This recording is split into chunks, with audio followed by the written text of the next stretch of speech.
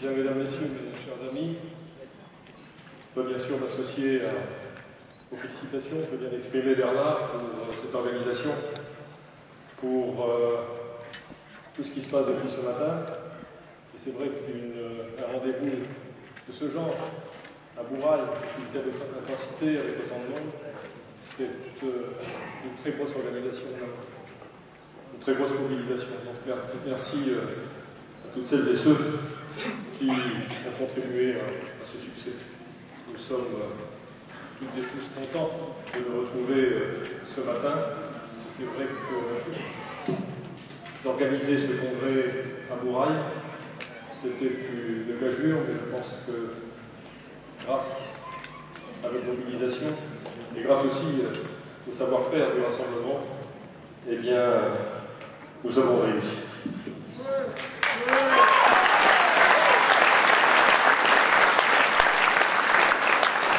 Je voudrais bien sûr remercier toutes les sections de s'être approprié ce questionnaire. Et j'ai bien conscience que ce travail a été malheureusement fait dans une période, c'était les vacances, et qu'en plus, pas beaucoup de temps. Mais je voudrais remercier tous les adhérents qui ont pris la peine de répondre à ce questionnaire, parce qu'effectivement, comme vient d'indiquer Bernard, ce sera aujourd'hui un élément de notre jeu. Alors les congrès du rassemblement, ils se suivent, mais ils ne se ressemblent pas. Celui-ci est unique, et il est tellement important, tellement important. Ce congrès était probablement pour notre mouvement vital. Il est important pour nous, important bien sûr pour le rassemblement, et je pense aussi important pour la Calédonie. Ce congrès est important parce que nous sortons d'une période difficile, une période douloureuse, après la dure défaite des élections législatives, mais après aussi les divisions que nous avons vécues. Ce congrès est important parce que c'est l'heure de l'ambition, c'est l'heure d'un choix et d'une volonté. L'heure d'engager l'offensive, la reconquête, l'heure d'être unis, d'être opérationnels, fiers de ce que nous sommes et des idées et des valeurs que nous portons. Ce congrès est important parce qu'il est situé à un moment essentiel de notre avenir. La prochaine mandature, celle qui s'échelonnera entre 2014 et 2018, sera déterminante, et je sais que progressivement, chacun d'entre vous en a conscience. C'est cette mandature, en effet, qui engagera, conditionnera, décidera le terme, l'avenir de la Nouvelle-Calédonie. Le rassemblement devra y assumer son rôle et sa vocation, prendre toute sa place et ses responsabilités pour imaginer et décider un futur partagé, pour proposer aux Calédoniennes, aux Calédoniens une solution institutionnelle viable, durable et qui enracine notre Calédonie dans la France. Je ne m'attarderai pas sur le cas de ceux qui sont venus ajouter à la défaite le poison de la rupture et de la division.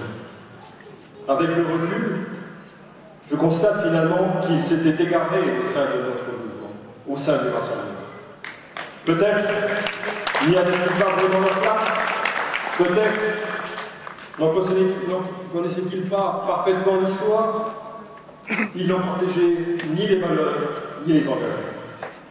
C'est ce qui arrive quand on est davantage préoccupé par le calcul électoral que par la défense d'un véritable projet pour notre avenir. Aussi, je voudrais vous redire aujourd'hui, j'ai tout fait pour tenter de sauvegarder l'unité de notre mouvement. Mais je ne pouvais pas les laisser entraîner le rassemblement dans cette dérive qui aurait constitué un terrible retour en arrière. Car le rassemblement, c'est autre chose. Le rassemblement, nous ne l'avons jamais oublié, porte un double héritage. Celui du combat pour le maintien de la Calédonie dans la France, qui nous a amenés jusqu'à l'affrontement violent mais aussi celui de la poignée de main entre Jacques Lafleur et Jean-Marie Tjibaou. Et ce double héritage nous engage. Il fonde nos valeurs, il guide nos actions et nos comportements. Et même quand le temps a passé, c'est à cet héritage que je m'efforce d'être fidèle, au risque, c'est vrai, de l'incompréhension parfois, de la popularité et même de la gratitude. Aussi, ces moments difficiles, je les ai vécus, je les ai endurés, je les ai subis, mais avec vous. Et je ne vous serai jamais trop reconnaissant de m'avoir accompagné, de m'avoir fait confiance dans ces moments les plus difficiles. Mais aujourd'hui, il faut tourner la page et il faut relever la tête. Nous devons être fiers du rassemblement, de son histoire, de ses engagements, de sa capacité à se renouveler et à être une force de proposition.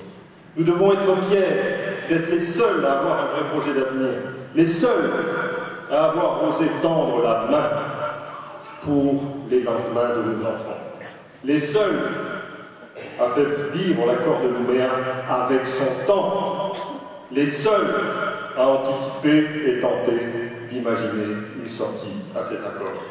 Les autres, ils ont tenté de déstabiliser les institutions, ils se complaisent dans le mensonge, le dénigrement, parce qu'ils n'ont rien à proposer, ils se présentent comme les remparts de l'indépendance, alors qu'ils n'ont jamais rien fait. Ils restent inertes, passifs, en attendant simplement que le temps passe, et ils se contentent de petites manœuvres en se livrant à des surenchères verbales. Le rassemblement, lui, est dans une autre démarche. Certes, ce n'est pas la plus facile, ce n'est pas la plus simple, mais c'est ce cheminement, c'est cette idée du lendemain, cette vision de l'académie qu'il nous faut exposer, expliquer inlassablement, afin de les faire partager au plus grand nombre d'entre eux. C'est ce que j'ai essayé de faire dans ce petit livre intitulé « Notre Calédonie, terre de partage, terre de France ». J'y présente ma vision des choses, mon analyse sur la situation, mon idée de la Calédonie. J'y raconte ce que j'ai vécu, ce que nous avons vécu ensemble depuis plus de 30 ans. Et je souhaite que les plus jeunes d'entre vous en prennent conscience, en prennent connaissance et s'en imprègnent. Parce que cette histoire, c'est notre histoire, mais c'est aussi la nôtre. Ensemble, nous avons l'obligation de la conserver, de la porter, de la faire vivre et de la transmettre. J'ai en effet l'intime conviction que c'est en nous référant à notre histoire récente que nous trouverons une solution pour construire notre avenir. Cette histoire commune avec ses ombres et ses lumières, c'est elle qui fonde la légitimité de nos communautés qui vivent ensemble sur cette terre.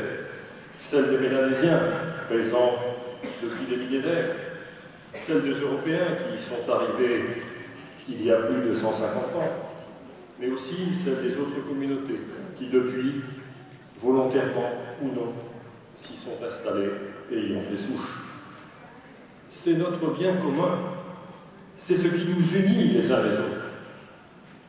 Mais nous ne devons pas, pour autant, en être prisonniers ni rester enfermés dans des schémas aujourd'hui dépassés. Je suis convaincu, au contraire, que nous devons tirer tous les enseignements pour ne pas recommencer les mêmes erreurs, pour ne pas reproduire les mêmes schémas et pour ne pas repartir à zéro. Pour être clair, nous n'avons pas le droit de laisser se recréer les conditions d'un retour à la violence et aux affrontements que nous avons connus il y a une trentaine d'années. Mais nous ne pouvons pas non plus oublier que nous avons su dépasser ces violences, que nous avons décidé d'écrire ensemble une nouvelle page de cette histoire commune. C'est le sens de la poignée de main entre Jacques Lafleur et Jean-Marie Tjibaou, et chacun doit s'en souvenir. Chacun doit aussi comprendre la véritable signification, la vraie portée de cette poignée de main. ce n'était pas seulement une interruption de la guerre civile, ce n'était pas une trêve, ce n'était pas une pause, ce n'était pas simplement l'arrêt des violences. Cette poignée de main était un geste fondateur, un acte de reconnaissance mutuelle, un acte de réconciliation et de paix. Il engageait nos communautés à construire ensemble l'avenir de la Nouvelle-Calédonie. 10 ans plus tard, nous avons confirmé ce choix et cette volonté. Nous avons prolongé la poignée de main de Matignon en signant l'accord de Nouméa qui nous appelle à bâtir le destin commun. 12 ans après, en 2010, parce que rien ne s'était passé depuis cette signature, j'ai pensé qu'il fallait redonner du souffle et de l'élan à cette démarche. Qu'il fallait relancer cette volonté de construire ensemble notre avenir. J'ai pensé qu'il fallait ouvrir le dialogue et commencer à en discuter en confiance avec les indépendantistes. Qu'il fallait donner une suite tangible à cette volonté de bâtir notre communauté de destin. C'est pour cela que j'ai proposé de faire flotter ensemble le drapeau tricolore et le drapeau identitaire canin, comme un symbole fort de reconnaissance mutuelle et de volonté de vivre ensemble. Je crois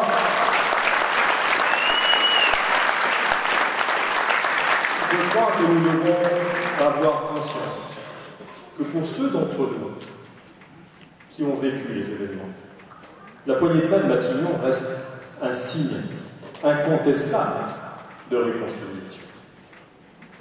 Mais ce geste, cette poignée de main, est-elle encore accessible pour les plus jeunes? Peuvent-ils comprendre toute la signification de ce geste? Les deux drapeaux qui flottent côte à côte sont en revanche un symbole qui peut parler aux jeunes générations, à celles et ceux qui, demain, auront la responsabilité de concrétiser et de faire vivre le destin commun. Ces deux drapeaux illustrent bien un nouvel idéal, celui d'une société basée sur le respect de l'autre, sur la tolérance, sur la compréhension mutuelle et sur un vivre ensemble qui est davantage qu'une simple formule. À ce titre, il s'intègre parfaitement dans le processus original que la Nouvelle-Calédonie vit depuis 25 ans. C'est bien toute la cohérence de notre démarche, c'est bien ce qui doit nous guider dans la recherche d'une solution de sortie de l'accord de Nouméa. Alors, mes chers amis, à moins de nous renier, à moins de revenir sur la parole donnée, cet accord nous engage. Il nous engage, nous, ses signataires. Mais il engage aussi l'ensemble de nos populations qui partagent cette volonté de constituer une communauté de destin. Et le problème, et je l'explique dans ce petit manifeste, c'est que l'accord de Nouméa a été rédigé dans l'urgence et qu'il comporte plusieurs faiblesses. Il est d'abord, cet accord, le résultat d'un compromis. Et les mots qui sont employés n'ont pas forcément le même sens, selon qu'on est indépendantiste ou comme nous pas. Il est ensuite le résultat de concessions fortes qui ont été faites par ceux qui sont favorables au maintien de la Calédonie dans la France. Nous sommes majoritaires électoralement. Mais n'oubliez pas que nous avons accepté d'adapter les règles démocratiques en vigueur en Nouvelle-Calédonie aux exigences de ce qui s'est passé il y a longtemps. Nous avons accepté, au travers de Matignon et de Nouméa, de prendre en compte les revendications de la minorité indépendantiste. Donc cet accord, en plus, a décidé de reporter le choix définitif sur le statut de la Nouvelle-Calédonie. Ainsi, il a ouvert une période de 20 ans qui renvoie à un référendum sur la question du maintien ou non de la Calédonie dans la France. Les 20 ans, ça passe vite. Nous sommes déjà à la veille de la dernière mandature de l'accord de Nouméa, celle au terme de laquelle nous serons appelés à trancher, à décider de notre avenir, et c'est la question que, naturellement, qui est actuellement dans tous les esprits, et qui aussi enflamme toutes les passions. Nous pensions, au moment de signer les accords de Nouméa en 1998, que nous avions le temps. Et maintenant, il y a urgence. Parce que 2014, c'est demain. Le chantier est immense. Mais le temps est si court. Alors, pourrons-nous engager cet indispensable dialogue avant les élections de 2014 pour commencer à préparer une solution institutionnelle? Je n'ai pas la réponse au moment où je vous parle. Pourquoi? L'autre partenaire de l'accord, les indépendantistes, je dois bien l'avouer, ne sont pas à la hauteur du défi que nous devons relever ensemble. Ils sont incapables de porter, d'assumer la poignée de main, la signature de Jean-Marie Tjibaud. Ils sont incapables d'emprunter le chemin tracé par Charles Tjibaud. Ils sont incapables de traduire l'esprit des accords qui nous obligent, eux comme nous, à aller au-delà de notre temps, à donner un sens au destin commun. Ils parlent d'indépendance, mais même pour eux, c'est devenu un slogan vide de sens. Et en disant cela, vous savez, je pense à l'image que me donnait, c'est pas vieux, il y a quelques jours, récemment des militants indépendantistes qui sont revenus largement de leurs illusions. Devant moi, ils comparaient l'indépendance à un ballon de football ou un ballon de volleyball. Et ils me disaient, cette indépendance, ce ballon, on a trop joué avec. À force de jouer avec, il s'est dégonflé. Il n'y a plus d'air dedans. Il est à plat, il est par terre, et on ne peut plus rien en faire. Voilà, je trouvais que cette image était tellement évocatrice, je ne pouvais pas faire le plaisir de vous la transmettre. Alors, est-ce que leurs dirigeants vont se réveiller? Aujourd'hui, vous savez, j'ai un peu le sentiment de me retrouver, et nous sommes quelques-uns à avoir partagé cette période de notre histoire, dans la même situation qu'il y a 20 ans. Quand Jacques avait proposé la recherche d'une solution consensuelle, c'était à notre congrès de Rivière-Salée en 1993, au lieu d'un référendum couplé. La formule des référendums couplés remonte à cette date. Ce référendum couplé qui était prévu à la fin des accords de Montreux. Alors, le principe est admis par tous. Mais l'inertie des indépendantistes nous a contraints à attendre la toute dernière minute pour négocier dans l'urgence l'accord de Nouméa. J'espérais que, fort de cette histoire, nous pourrions cette fois-ci éviter un tel scénario. Eh bien, si les indépendantistes, si les élus indépendantistes ne sont pas capables de prendre leurs responsabilités, s'ils ne sont pas capables d'ouvrir ce dialogue, eh bien, moi j'ai décidé de m'adresser directement à la population, au-dessus d'eux, de parler à leur base, sans passer par là. Ce sera long, ce sera difficile, mais je suis persuadé que ce sera plus efficace.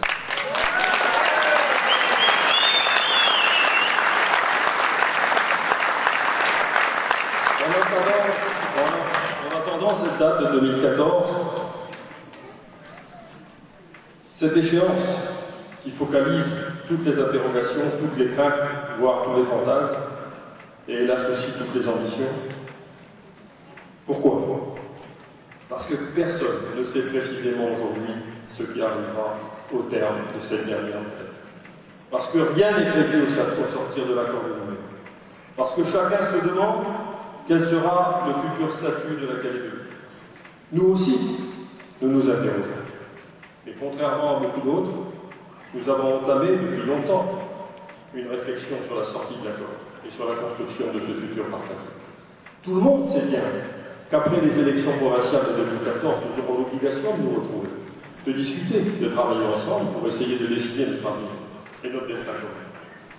Mais je sais aussi qu'il ne faut pas traîner. Alors pourquoi attendre 2014? Pourquoi pas avant? Pourquoi pas maintenant? Vous connaissez ma conviction. Je sais qu'il n'y a pas, comme vous, en Nouvelle-Calédonie, de majorité pour l'indépendance. Je ne crois pas pour autant à la pertinence d'un référendum tout près pour régler nos problèmes et qui nous ramènerait à ce choix binaire pour ou contre la France. Je ne crois pas qu'il faut prendre le risque de frustrer gravement la minorité indépendantiste, voire de l'acculer au désespoir et à la violence. Je suis persuadé que cela constituerait un retour en arrière et ouvrirait la voie à toutes les incertitudes. Mon devoir de responsable politique, c'est de vous dire la vérité. Un référendum, 2 référendums, 3 référendums, comme prévu par l'accord de Nouméa, ça ne réglera rien. Ce n'est pas dans une confrontation électorale dont nous connaissons tous par avance le résultat que nous construirons un avenir harmonieux pour nos populations. Pour moi, la logique du bloc contre bloc, indépendantiste contre partisan du maintien en France, doit être dépassée. Elle ne correspond plus à la réalité de la Calédonie d'aujourd'hui. Alors, quelles seront les institutions de l'après-accord de Nouméa? C'est la grande question à laquelle nous devons apporter des réponses. D'autant plus que beaucoup d'inepties ont déjà été proférées à ce point. On dit tout, n'importe quoi, on agite les peurs, on élabore des scénarios improbables alors que la réalité est assez simple. Le processus de l'accord peut déboucher sur 3 scénarios. Le statu quo, le statut qu'on a aujourd'hui, l'indépendance pure et simple, ou l'évolution vers une plus large autonomie dans la France. 3 solutions possibles, mais aucune d'entre elles ne peut être prédéterminée. Ce sera aux Calédoniens de choisir. Et c'est à nous, responsables politiques, de les éclairer, de leur expliquer la réalité des choses et de leur dire surtout la vérité.